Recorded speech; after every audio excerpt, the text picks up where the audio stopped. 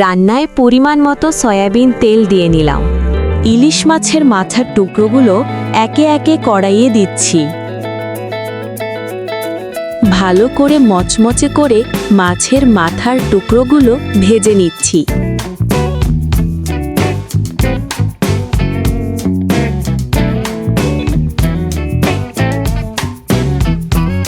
মাছের মাথাগুলো ভালো করে ভেজে নিলে স্বাদ আরও বেড়ে যায়। মাথা ভাজার সময় সামান্য একটু বেশি সময় নিয়ে ধিমে আঁচে ভাজলে ভেতর পর্যন্ত মচমচে হয় এবং কোনো কাঁচা ভাব থাকে না।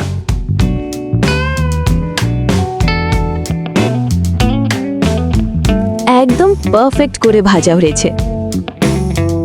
ফুলকপি ও আলু সমান আকারে কেটে কড়াইয়ে দিয়ে দিলাম। তারপর ধীরে ধীরে ভালোভাবে ভেজে নেব।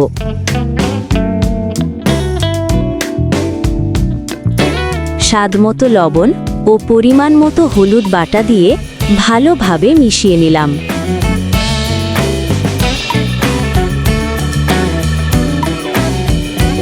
তারপর ঢাকনা দিয়ে 2 মিনিট ঢেকে রাখলাম। 2 মিনিট পর ঢাকনা তুলে নিলাম।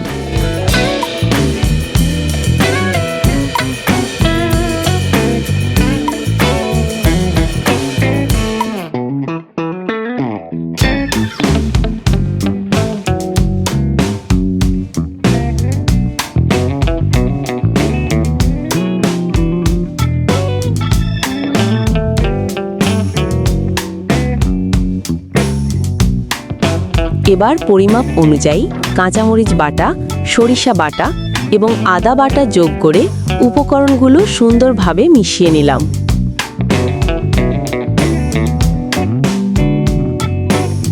আমি ধীরে ধীরে যত্ন সহকারে মশলাগুলো নেড়ে নিচ্ছি, যাতে প্রতিটি উপাদান একে অন্যের সঙ্গে সুন্দরভাবে মিশে যায়।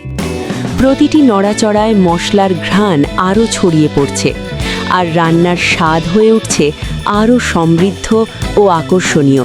এবার সঠিক পরিমাপ মতো জল ঢেলে দিলাম, যাতে মশলার সঙ্গে সব উপকরণ ভালোভাবে সেদ্ধ হয়ে যায়।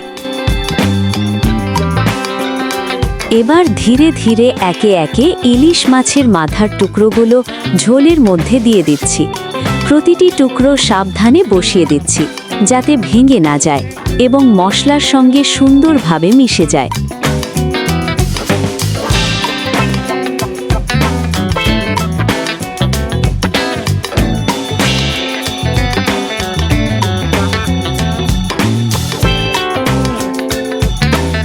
এবার ঢাকনা দিয়ে মাত্র 5 মিনিট ঢেকে রাখার পর তুলে নিয়েছি।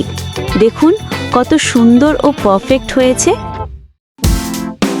এবার ওপরে একটু সরিষার তেল ঢেলে দিলাম। রেসিপির স্বাদ হয়ে উঠবে দ্বিগুণ।